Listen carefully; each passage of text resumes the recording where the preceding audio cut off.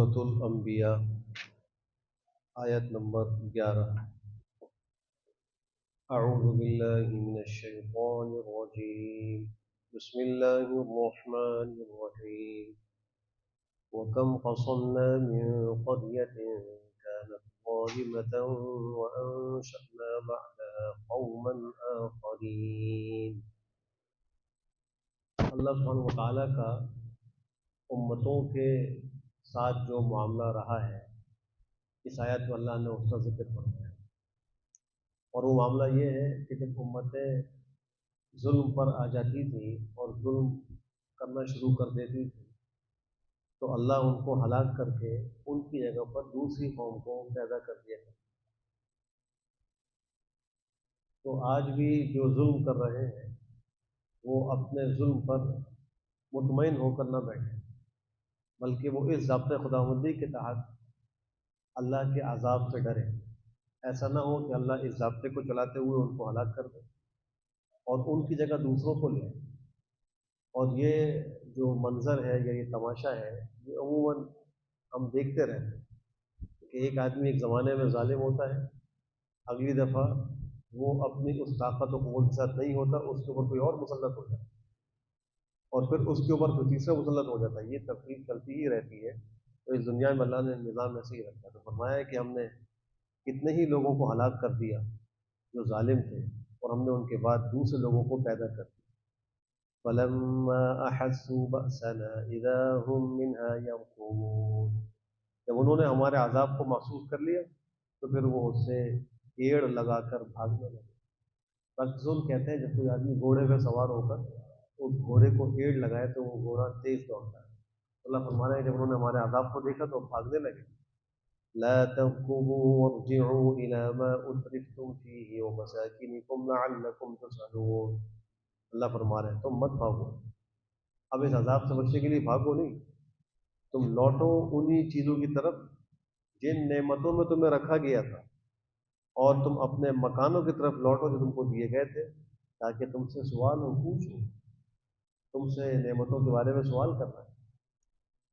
اور تو اور خود نبی کریم صلی اللہ علیہ وآلہ وسلم جو سارے انبیاء کے سردار ہیں، ساری مخلوق کے سردار ہیں، ان سے بھی اللہ نے سوال کیا۔ ایک موقع پر جب آپ نے یہ ارادہ ظاہر کیا کہ میں آئندہ شہد استعمال نہیں کروں گا، اس کا قصہ انشاءاللہ سورۃ تحریم کے آغاز میں ہے، تو اللہ نے پوچھا لِمَ تُحَرِّمُ مَا أَحَلَّ اللَّهُ لَكَ، کیوں آپ نے حرام کیا اس چیز کو جس کو اللہ نے آپ کے لیے حلال کیا؟ تو اللہ کے نبی سے پوچھ ہو رہی ہے، تو ہما شما جو ہے وہ کس کھاتے میں ہوں گے، ہم سے بھی پوچھو۔ پھر غزوہ تبوک کے موقع پر جب نبی کریم صلی اللہ علیہ وآلہ وسلم نے مشرکین اور کفار کے خلاف جو لڑنے کے لیے آ رہے تھے، روم کی فوجیں، ان سے مقابلے کے لیے عمومی اعلان کر دیا، بھی سب نکلو، جس کو نفیر عام کہتے ہیں۔ تو اس موقع پر جو منافقین تھے انہوں نے آ کر مختلف جھوٹے ادھر پیش کیے۔ کسی نے کہا کہ میرے گھر میں میری والدہ بیمار ہے، کسی نے کہا میرے گھر میں بچے اکیلے ہیں، کسی نے کہا میں خود بیمار ہوں، نہیں جا سکتا۔ اس قسم کے آثار پیش کیے، آپ نے سب کا عذر قبول کر لیا، ان کو جانے دیا۔ تو اللہ نے فرمایا عفا اللہ عنک لما اذنت لهم، اللہ نے آپ کو معاف تو کر دیا، لیکن یہ بتائیے آپ نے ان کو اجازت کیوں دی؟ آپ منافقین کو اجازت نہ دیتے تاکہ ان کا نفاق ظاہر ہو جاتا۔ ظاہر سی بات ہے کہ وہ دشمن سے لڑنے کے لیے کبھی بھی نہ نکلتے۔ اب ان کو ایک بہانہ مل گیا کہ ہم نے تو اللہ کے نبی نے اجازت دے دی، اگر اجازت نہ ہوتی تو وہ باہر نکلتے اور پھر آدھے راستے سے واپس ہو جاتے اور یہ جنگ کے اندر شریک ہی نہ ہوتے، تو اس طریقے سے ان کا نفاق جو ہے وہ کھل جاتا۔ جب اللہ کے نبی سے ان کے اعمال کے بارے میں اللہ پوچھ رہا ہے لما اذنت لهم لما تحرم ما احل الله، تو پھر ہر انسان کو اس لیے تیار رہنا چاہیے کہ اس سے نعمتوں کے بارے میں سوال ہوگا۔ قالوا یا ویلنا انا كنا ظالمین، تو بولے ہائے ہماری ہلاکت، ہم تو بڑے ظالم ہیں۔ عذاب کو دیکھنے کے بعد اب وہ کہہ رہے ہیں ہم سے تو بڑی غلطی ہو گئی، لیکن اس وقت کے آنے سے پہلے اپنی غلطی پر متنبہ ہونے کی ضرورت ہے۔ فما زالت تلك دعواهم حتى جعلناهم حصيدا خامدين، بس مسلسل ان کی پکار یہی رہی یا ویلنا انا كنا ظالمین، آئے ہماری بربادی، ہم تو بڑے ظالم تھے، یہی بات وہ کرتے رہے۔ اللہ فرما رہے یہاں تک کہ ہم نے ان کو کٹی ہوئی کھیتی کی طرح کر دیا، اور بجھے ہوئے انگاروں کی طرح کر دیں۔ کھیت لگا ہوا ہوتا ہے، بڑا خوشنما معلوم ہوتا ہے، پک رہا ہوتا ہے، وہ اس کا عروج کا زمانہ ہوتا ہے، لیکن اس کا انجام یہ ہے کہ بالآخر اس کو کاٹ لیا جاتا ہے، کاٹنے کے بعد وہ زمین پہ پڑا ہوتا ہے۔ انگارہ جب وہ اپنے جوبن پر ہوتا ہے تو خوب چمکدار روشن ہوتا ہے، اس سے حرارت نکل رہی ہوتی ہے، لیکن جب اس کو بجھا دیا جائے تو بجھا ہوا انگارہ گویا وہ اب مر چکا ہے، وہ ختم ہو چکا ہے۔ تو اللہ فرما رہے ہیں ہم نے یہاں تک کہ ان کو کٹی ہوئی کھیتی بجھے ہوئے انگاروں کی طرح کر دی۔ وما خلقنا السماء والأرض وما بينهما لاعبين۔ کچھ حقائق کا ذکر بھی اسی صورت میں اللہ نے کیا۔ ان حقائق میں ایک حقیقت یہ ہے کہ اللہ نے آسمان زمین کو کھیل تماشا نہیں بنایا۔ یہ ساری مخلوق جو اللہ کی ہے یہ نہ عبث ہے نہ کھیل تماشا ہے، بلکہ اس میں حکمتیں ہیں، عبرتیں ہیں، اور اس کے ذریعے سے اللہ کو پہچاننا ہے۔ آسمان زمین اللہ کی مخلوق ہے، یہ اللہ کی قدرت پر دلیل ہے۔ اگر ہم اس دلیل سے استفادہ کر کے صانع، مالک اور خالق تک پہنچ گئے تو پھر گویا ہم نے اس آیت سے فائدہ اٹھا لیا، ہم نے اس مخلوق سے فائدہ اٹھا لیا۔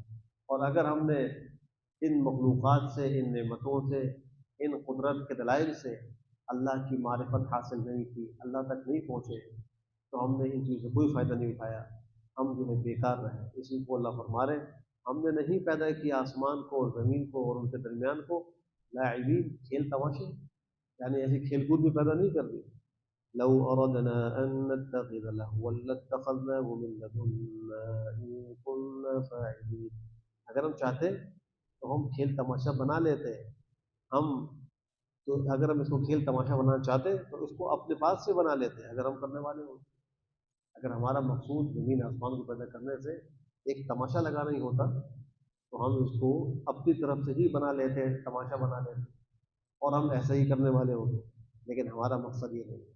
ہم نے ہر چیز کو ایک فائدے کے لیے پیدا کیا ہے، جیسے کہ ابھی نماز میں آیت تلاوت کی گئی، افحسبتم انما خلقناکم عبثا، کہ تم نے یہ خیال کر لیا تم بیکار پیدا ہوئے اور تم اللہ کی طرف لوٹائے نہیں جاؤ گے، ایسا نہیں۔ حتیٰ کہ انسان بھی ایک مقصد کے لیے پیدا ہوا ہے اور اس کو اس مقصد کی فکر کرنی چاہیے، اس کو لگنا چاہیے اور اس کو اپنا محاسبہ کرتے رہنا چاہیے کہ میں جس مقصد کے لیے پیدا ہوا ہوں میں وہ کر رہا ہوں یا نہیں کر رہا۔ اب وہ مقصد کیا ہے وہ بھی اللہ فرما رہے ہیں وما خلقت الجن والانس الا ليعبدون۔ ہم نے انسان اور جنات کو اپنی عبادت و معرفت کے لیے پیدا کیا، تو یہ ہماری اس دنیا میں آنے کا مقصد ہے، ہمیں اس مقصد سے پیچھے نہیں ہٹنا چاہیے۔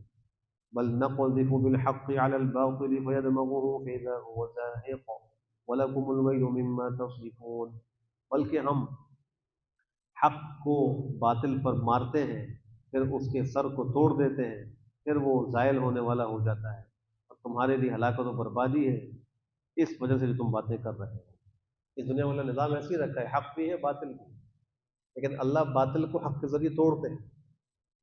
دمغن کہتے ہیں کسی کے سر کو توڑنا، تو اللہ باطل کا سر کچلتے ہیں حق کے ذریعے سے، پھر اس کے نتیجے میں باطل گیا گزرا ہو جاتا ہے، ظاہر جانے والا، ہلاک ہونے والا ہو جاتا ہے۔ اور ہمیں تمہارے لیے وائل اور ہلاکت ہے ان چیزوں کی وجہ سے تم بولتے رہتے ہو، بیان کرتے ہو۔ وَلَهُ مَن فِي السَّمَاوَاتِ وَالْأَرْضِ وَمَنْ عِندَهُ لَا يَسْتَكْبِرُونَ عَنْ عِبَادَتِهِ وَلَا يَسْتَحْسِرُونَ۔ اور اسی کے لیے جو کچھ آسمانوں میں اور زمین میں ہے اللہ ہی کی ملک ہے، آسمان زمین بھی اور جو مخلوق اس میں سب اللہ کی ملک ہے، اور جو اس کے پاس ہے یعنی فرشتے مراد ہیں جو اللہ کے پاس ہے وہ اللہ کی عبادت سے تکبر نہیں کرتے، ولا یستحسرون، نہ اس سے تھکتے ہیں، یعنی اللہ کے فرشتے اللہ کی عبادت سے تھکتے نہیں۔ دنیا میں انسان کوئی بھی کام کرتا ہے آخر اس پر تھکاوٹ آ ہی جاتی ہے۔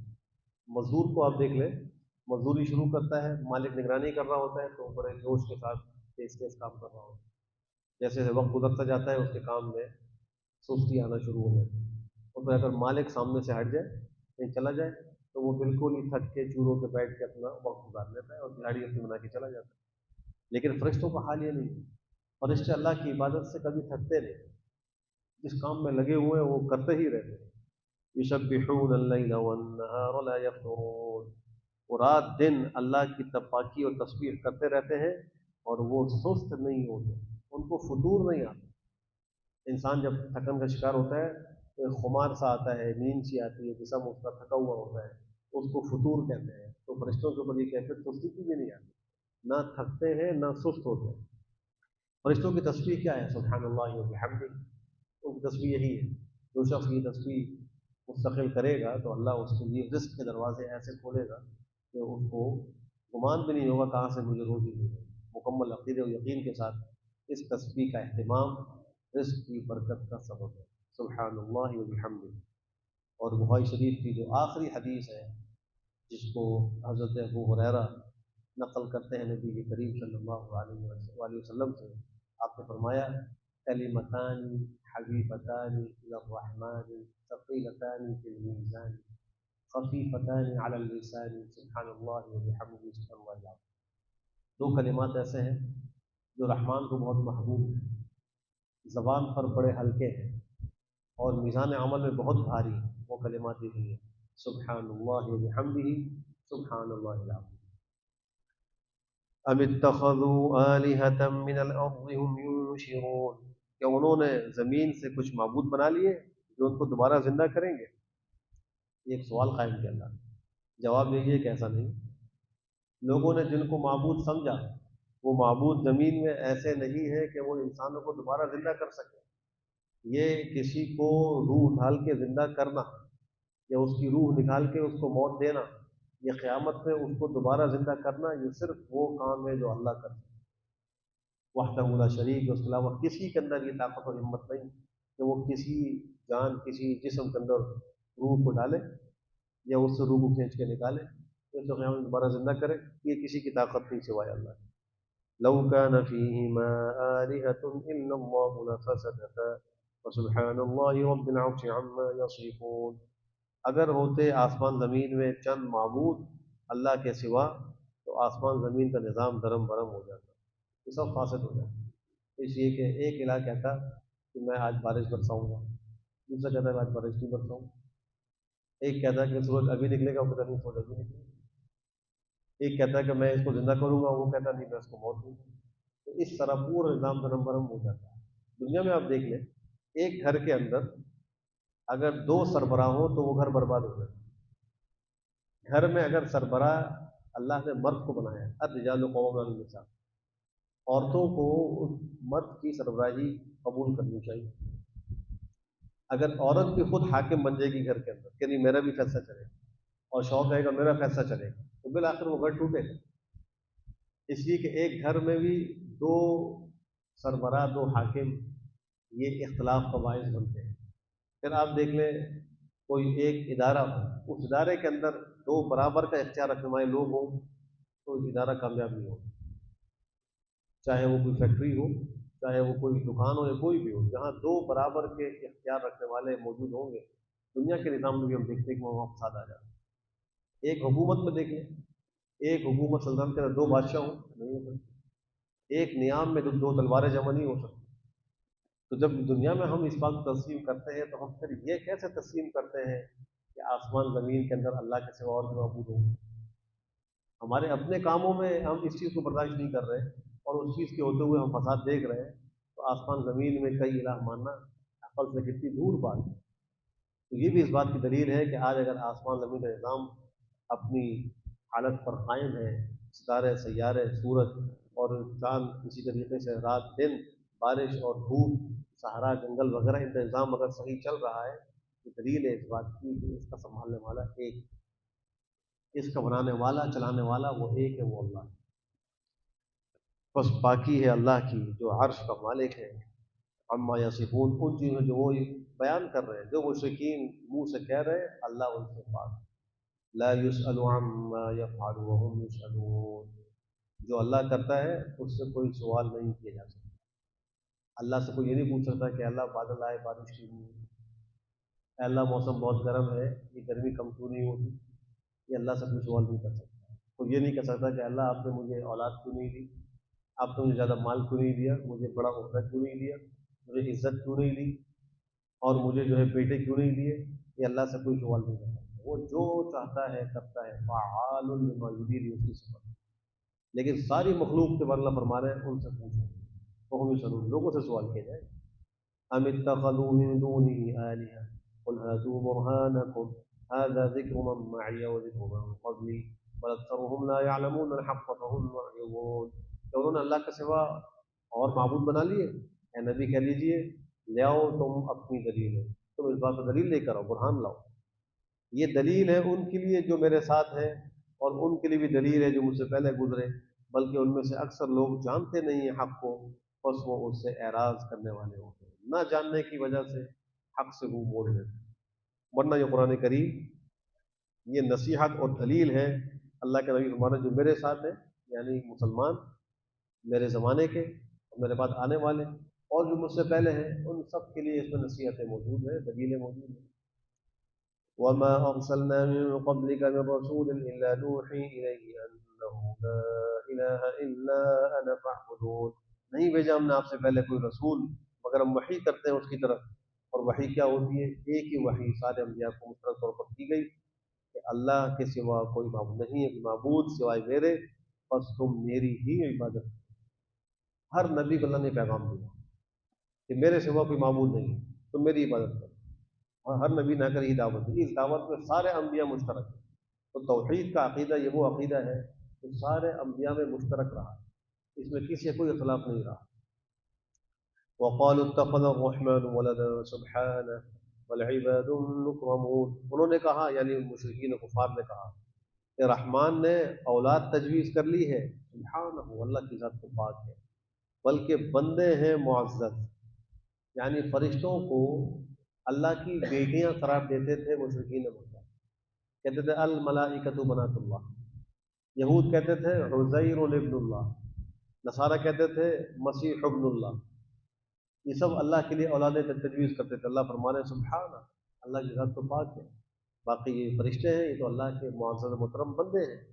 اگر وہ انبیاء جن کو اللہ کا بیٹا قرار دیا جا رہا ہے ان کو مراد لیں تو وہ بھی اللہ کے محترم بندے ہیں، وہ اللہ کی اولاد نہیں ہے. لا يسبقونه بالقول وهم بأمره يعملون. یہ فرشتے گفتگو میں اللہ سے آگے نہیں بڑھتے اور وہ اللہ کے حکم پر عمل کرتے ہیں. فرشتوں کا کام نہیں، کسی قول بات میں اللہ سے آگے نہیں بڑھتے، بلکہ جو اللہ حکم دیتے اس پر عمل کرتے ہیں. يعلم ما بين أيديهم وما خلفهم ولا يشفعون إلا لمن ارتضى وهم من خشيته مشفقون. وہ اللہ جانتا ہے جو ان کے آگے ہے اور جو ان کے پیچھے ہے، اور یہ فرشتے سفارش نہیں کرتے مگر اس کے لیے جن سے اللہ راضی ہوا. جن سے اللہ راضی ہوتا ہے وہ سفارش نہیں کے لیے کرتے، اور وہ اللہ کی خشیت سے مشفقون ڈرتے رہتے ہیں، اللہ کے ڈر سے وہ کانپتے رہتے ہیں. فرشتوں کا تو حال یہ ہے، اللہ کی عظمت کے آگے ان پر کپ کپی داری رہتی ہے. ومن يقل منهم إني إله من دونه فذلك نجزيه جهنم كذلك نجزي الظالمين. اور جو کہیں ان میں سے کہ میں الہ ہوں اللہ کے سوا، تو یہ وہ ہے کہ ہم اس کو جہنم کی جزا دیں گے، ہم اس کو جہنم میں ڈال دیں گے. اسی طریقے سے ہم ظالموں کو جزا دیا کرتے ہیں. اللہ ہم سب کی حفاظت فرمائے. الحمد للہ رب العالمین والعاقبۃ للمتقین والصلاة والسلام على خير خلقه محمد وعلى آله وصحبه أجمعين. اللهم أرنا الحق حقا وارزقنا اتباعه وأرنا الباطل باطلا وارزقنا اجتنابه. ربنا آتنا في الدنيا حسنة وفي الآخرة حسنة وقنا عذاب النار. اے اللہ ہمارے صغائر و کبائر کو معاف فرما. اے اللہ پوری امت مسلمہ کے گناہوں کو معاف فرما. شامت اعمال سے ہم سب کی حفاظت فرما. اے اللہ رحم الراحمین اپنی شان اپنی رحمت کے مطابق ہمارے ساتھ معاملہ فرما. اے اللہ ہمارے اعمال کے مطابق معاملہ نہ فرما. اے اللہ رحم الراحمین پریشان حال مسلمانوں کی پریشانیوں کو دور فرما، مظلوموں کی مدد فرما، بالخصوص اہل فلسطین اہل غزہ جو اس وقت سخت مشکلات میں ہے، در بدر ہے. اے اللہ رحم الراحمین ظالموں کے ظلم کا شکار ہے، بھوک اور افلاس میں مبتلا ہے.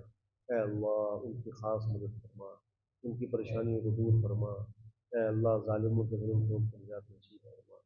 تو وہ زمین پر جہاں کہیں مسلمان پریشان ہیں، ظلم کا شکار ہے، اے اللہ ان سب کو ظلم سے نجات نصیب فرما. پریشانیوں کے اندر اے اللہ ان کی جو زندگی گزر رہی ہے ان کے حال پر رحم فرماتے ہیں، ان کو چین سکون عافیت نصیب فرما. ہمارے بیماروں کو اے اللہ شفا صحت کو نصیب فرما. میجر احسن صاحب کا جو آپریشن ہوا ہے ریکوری کے مرحلے میں ہے، اے اللہ ان کو مکمل شفا صحت عافیت نصیب فرما. اے اللہ ارحم الراحمین ہمارے تمام بیماروں کو شفا سے ہدایت نصیب فرما، ہمارے مرحومین کی کامل مغفرت فرما، ہم سب کو مرنے سے پہلے آخرت کی خوب تیاری کی توفیق نصیب فرما۔ اے اللہ ارحم الراحمین ہماری جائز مرادوں کو غیب سے پورا فرما، جملہ مشکلات کو حل فرما، تمام نیک مقاصد میں کامیاب و کامیاب فرما۔ ربنا تقبل منا انك انت السميع العليم وتب علينا انك انت التواب الرحيم، وصلى الله تعالى على خير خلقه محمد وعلى اله وصحبه اجمعين برحمتك يا ارحم الراحمين.